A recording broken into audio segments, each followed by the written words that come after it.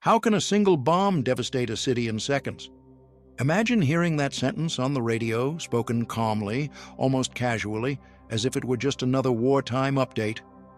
On August 6, 1945, the BBC announces that the United States has dropped a new type of bomb on Hiroshima and that the city has been largely destroyed.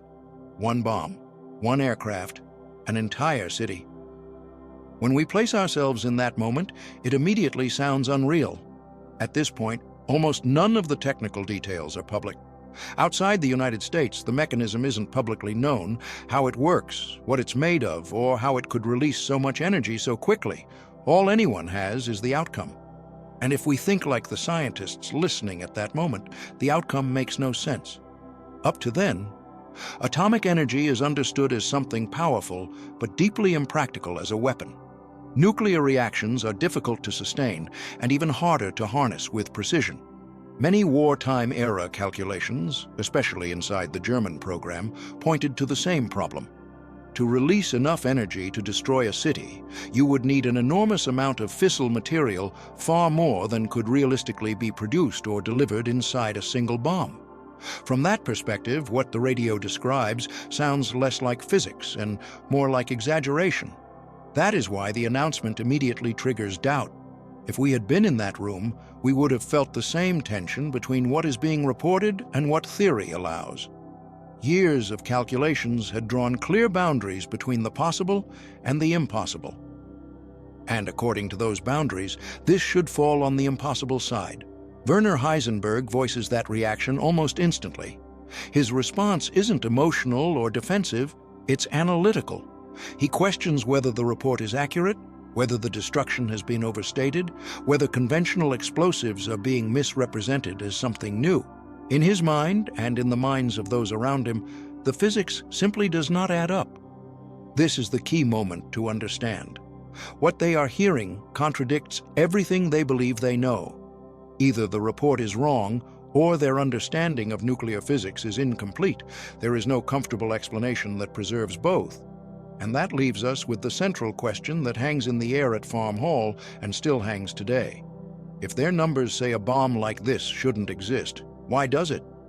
To understand why this announcement sounded impossible to them, we have to slow the moment down and think the way they were thinking that night.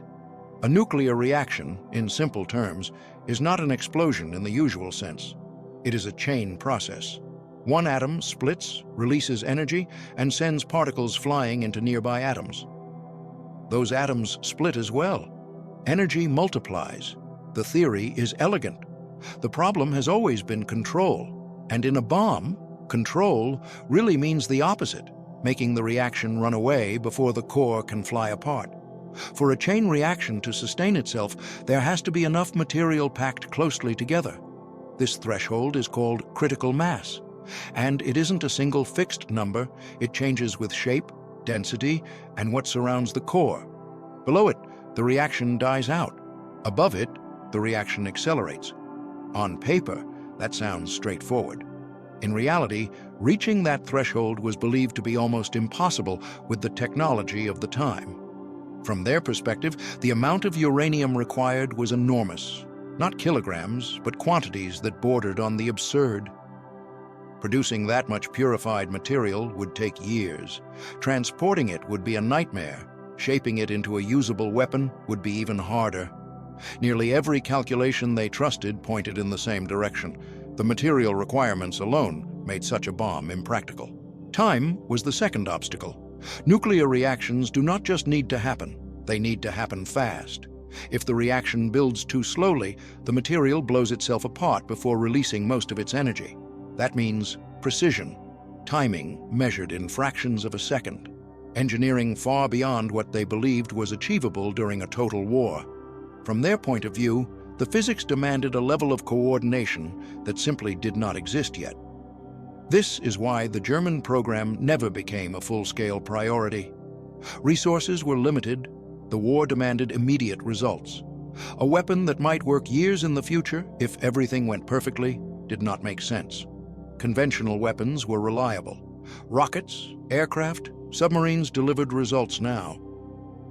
A theoretical bomb that required impossible quantities of material and perfect timing stayed theoretical. That logic shaped every decision they made. Heisenberg articulated it clearly that night. A bomb capable of destroying a city would require so much uranium that it would be obvious. It could not be hidden. It could not be dropped from a single plane. If such a weapon existed, it would not arrive as a surprise announced on the radio. From this viewpoint, Hiroshima could not be real, not because destruction was unimaginable, but because the pathway to that destruction did not exist within the rules they believed governed nuclear physics. The report forced a contradiction. Either the Americans had achieved something far beyond what seemed possible, or the story was incomplete, and that leaves the next step unavoidable. If their numbers say it cannot work, the only way forward is to rebuild the assumptions behind the numbers. So, what happens when Heisenberg begins to test that contradiction, not in a laboratory, but out loud, with nothing but logic, memory, and a pencil? Heisenberg does not retreat after expressing doubt. He starts testing the claim itself. The moment the report ends, he begins reconstructing the bomb in his head. No laboratory, no notes, just reasoning spoken in real time. What he wants to know is simple. How could a nuclear reaction release enough energy fast enough to destroy an entire city? The calculation begins with material. He focuses on uranium. How much would be needed to sustain a chain reaction that does not fade out? He thinks in terms of neutrons escaping the material before triggering further splits. He imagines chunks of uranium assembled into a single mass.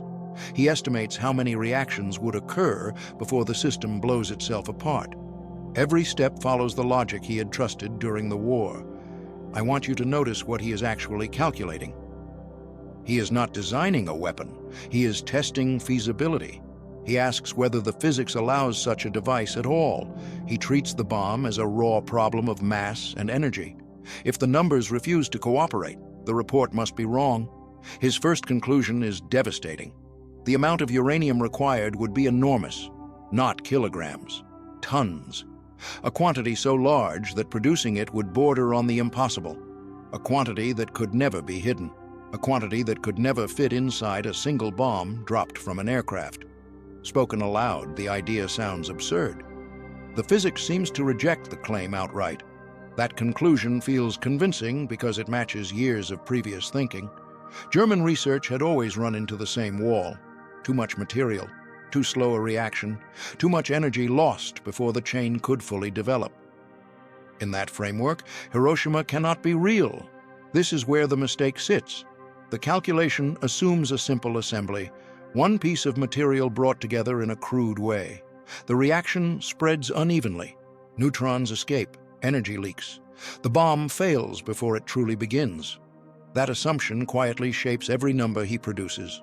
What's missing is a truly fast, efficient way to drive the material into a highly supercritical state by better geometry, higher density, and better neutron economy. That can mean a compact spherical core, a heavy tamper or reflector to keep neutrons in, and in some designs, explosive compression. Hiroshima's bomb used a simpler gun-type assembly with uranium, not implosion, but the principle is the same. Assemble supercriticality fast and keep neutrons from escaping. In that first pass, he doesn't explore the most efficient configurations, dense spherical geometry, tampers, reflectors, or any method that forces the core supercritical fast enough to prevent energy from leaking away. His mental model stays rooted in an older picture, a picture where mass alone determines success. That choice drives the error. I want you to understand why this matters. The difference between tons and kilograms is not a technical detail. It is the boundary between fantasy and reality. One makes the bomb impossible. The other makes it achievable. One ends the discussion. The other ends a city. This error is not about intelligence. It is about assumptions. Change the assumptions, and the conclusion flips completely. In that room, recorded without his knowledge, Heisenberg arrives at the wrong answer while asking the right question. So the real issue is not that he calculated. The issue is how he calculated. And that leaves a quiet problem hanging in the air. This moment defines the entire debate. The calculation sounds authoritative. The logic feels solid. The confidence is unmistakable, yet the conclusion is wrong. A small shift in perspective changes everything. When physics depends on structure and speed, missing one idea can rewrite history. That's why this single error carries such weight. Heisenberg was not an ordinary scientist. He was the central figure in Germany's nuclear program, the man who had guided years of research and calculations. The stakes of his work were immense. The Allied powers knew it, and so did he.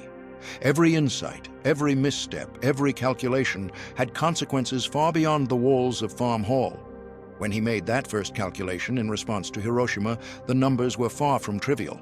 They suggested that the material requirements for a bomb were enormous, so enormous that Germany could never have built one in time. That single miscalculation, spoken aloud and captured by microphones hidden in the house, revealed more than just a technical oversight. It revealed the limits of the German program at that moment. For Heisenberg, the error was immediate evidence that his assumptions about nuclear physics were incomplete, at least in practice. For the other scientists in the room, it created tension and doubt. They had spent years working on these problems, trying to understand what was possible and what was beyond reach. The miscalculation forced them to confront a reality that was both surprising and frightening. The United States had achieved something they believed impossible, and the explanations they relied upon did not fully account for it. For the Allies listening secretly to Farm Hall, every word mattered. These were not casual conversations. Each sentence, each verbalized number, each hesitated calculation provided strategic insight. British and American intelligence officers could analyze every detail, understand the limits of German knowledge, and assess how close Germany had really been to creating a functioning bomb. Heisenberg's error was a window into the capabilities of the enemy, a confirmation that the bomb had not been imminent in German hands. This mistake also highlights something deeper. It is not merely a story about physics. It is about human judgment under pressure. It is about how assumptions shape conclusions, and how even the most brilliant minds can reach the wrong answer when they rely on incomplete models. In that room, under surveillance, the calculations were a test not just of science, but of reality itself. The importance of this error becomes even clearer when one considers what comes next. The first attempt is wrong, but it sets the stage for a second attempt, one that will push the limits of logic and understanding. The tension remains. The question hangs: can the calculations be corrected, or will the limits of theory and experience continue to constrain what is possible? This anticipation leads directly into Heisenberg's second attempt, where the numbers will finally align and the implications will be far more revealing. A few days pass. The tension in Farm Hall does not ease. The scientists speak in hushed tones, still processing the reality of Hiroshima. Heisenberg returns to the problem. The first attempt lingers in the air, a calculation that seemed convincing but was wrong. He starts again. This time, he thinks differently. He begins to reconsider the geometry of the bomb. The way the material is arranged, the shape it takes, the density it can achieve. He runs mental experiments, imagining spheres of uranium compressed uniformly. He starts thinking in terms of efficiency. A compact, dense core, assembled supercritical extremely fast, with neutrons kept in. Explosive compression, implosion, becomes one way to achieve that kind of efficiency. The compression amplifies the reaction. Neutrons stay trapped. Energy multiplies instantly instead of leaking away. The numbers shift dramatically. Suddenly, the amount of material required drops from tons to kilograms. The problem that had seemed impossible now has a solution that fits within the physics he knows. The bomb becomes achievable in theory. A single device could release the energy needed to destroy a city. The report from Hiroshima, once impossible, now seems plausible. For the scientists listening, the change is astonishing. They witness Heisenberg reasoning through a problem they themselves could barely follow. The mental calculation shows understanding. The chain reaction, critical mass and efficient geometry, and, in some designs, implosion, finally align. What had been beyond reach is suddenly within grasp. For the audience, the significance is clear. Heisenberg had the knowledge all along. The mistake of the first calculation was not ignorance, it was a missing piece of the puzzle. With efficiency and geometry in play, and in some designs, implosion, the physics works. The numbers match the destruction they had heard on the radio. Heisenberg understands the problem fully and correctly, but only after the fact. This second attempt transforms the narrative. It shows the limits of initial assumptions. It shows how quickly knowledge can shift when a critical factor is added. It demonstrates that the difference between failure and understanding is subtle, but decisive. The first attempt failed because the model was incomplete. The second succeeds because he now incorporates efficiency, design, and density. This moment also frames the moral and historical debate. If he could have done this earlier, could Germany have built the bomb? Could he have changed the course of the war? The calculations now fit, but the opportunity is gone. The theory exists. The action never followed. Heisenberg's second calculation does more than correct an error. It illuminates the difference between theory and reality, between possibility and timing. For anyone listening, it is a lesson in precision, insight, and the consequences of even minor assumptions. Now we step back and examine the two interpretations of these events. The first miscalculation and the second successful calculation leave a single question hanging. What does it reveal about intent, knowledge, and the limits of human judgment? This is where the debate truly begins. The first reading, Heisenberg did not know. His initial miscalculation was genuine. For years, German scientists had struggled with the same limits: too much material, reactions too slow, designs too crude.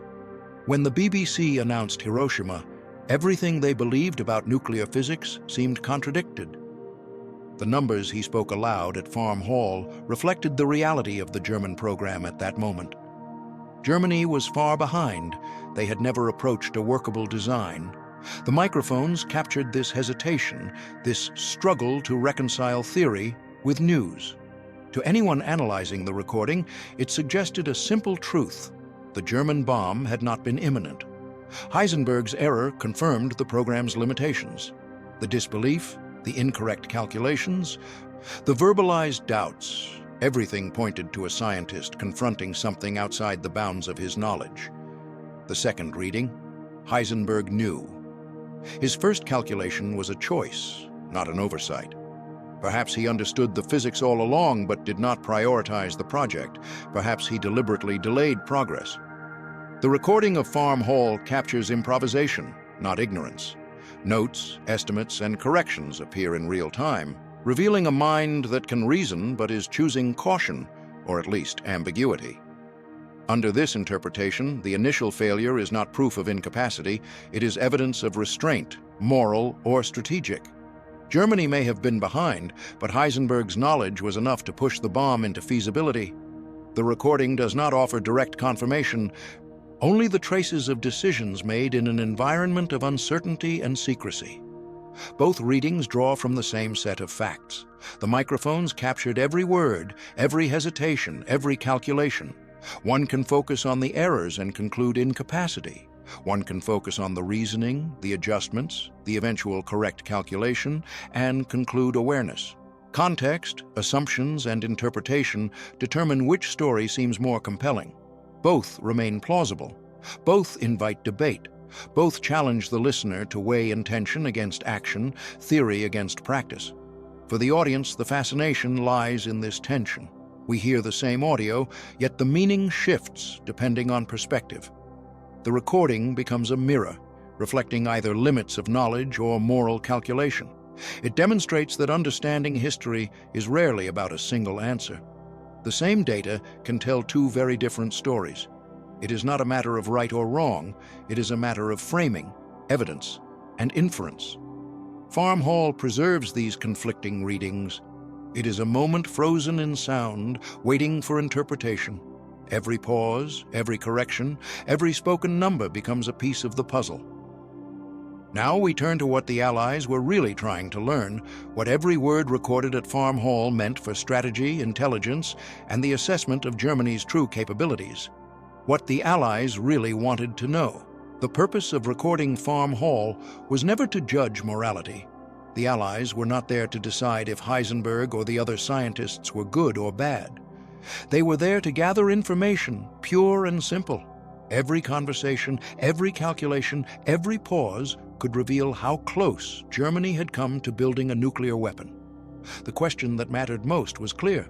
How far had Germany progressed? Were they on the verge of creating a bomb that could change the course of the war? Or were their efforts still theoretical, limited by mistakes, missing knowledge, and practical obstacles? Every word captured by the hidden microphones became data.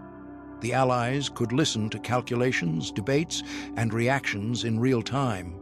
They could compare Heisenberg's initial errors with his corrected reasoning. They could assess the level of understanding, the speed of problem-solving, and the feasibility of the German program. The conclusion reached by the British analysts was precise. Germany had never been close to building a functional atomic bomb. The technical challenges, delays, and miscalculations meant that even the most brilliant minds could not have produced one in time. Yet the scientists were not ignorant.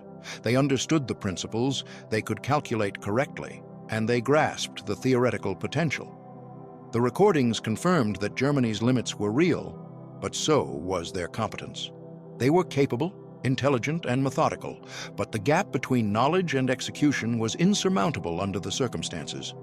For the Allies, this was strategic gold.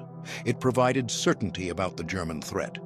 It validated intelligence assessments. It offered a clear picture of where science and capability diverged in enemy hands.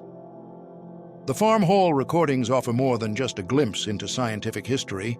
They capture the intersection of physics, human judgment, and the unfolding reality of one of the most consequential moments in modern warfare.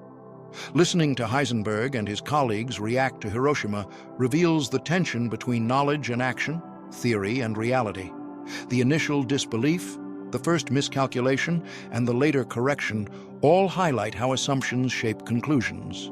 A single missing factor, geometry, implosion, or efficiency, can mean the difference between impossibility and catastrophic reality.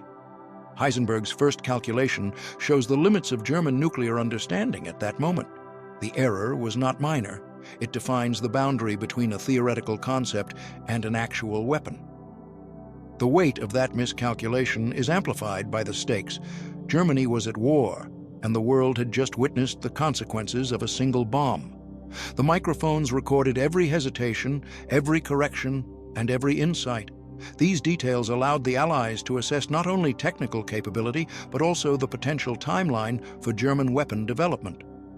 The second calculation demonstrates a different side of Heisenberg's mind. With the right assumptions, the physics works. Implosion and geometry reduce the required material to achievable levels. This shows that Heisenberg understood the problem, but arrived at the correct answer too late to influence the war. It raises questions about capability versus intent. Could the German program have produced a bomb? Did they choose not to pursue it aggressively, or were they genuinely limited by time and resources? The recordings provide evidence for both readings, leaving the answer unresolved. For the Allies, Farm Hall offered clarity. Germany was not on the verge of producing a functional atomic bomb, but its scientists were competent, methodical, and capable. The recordings became strategic intelligence, confirming that the immediate threat was lower than feared while revealing the sophistication of German scientific thought. Ultimately, the Farm Hall moment is a study in uncertainty, the very principle Heisenberg famously explored. It shows that even brilliant minds can misjudge practical limits. It illustrates how knowledge, timing, and circumstance converge to shape history. Heisenberg's reactions, calculations, and corrections are not just a historical curiosity. They are a lesson in the delicate balance between what can be known, what is assumed, and what actually happens in the real world. The story of Farm Hall leaves a final question lingering. How much did human judgment and hesitation shape the course of events as much as physics itself? Thank you for watching. Remember, history is shaped not just by discoveries, but by the choices we make in the moments that follow.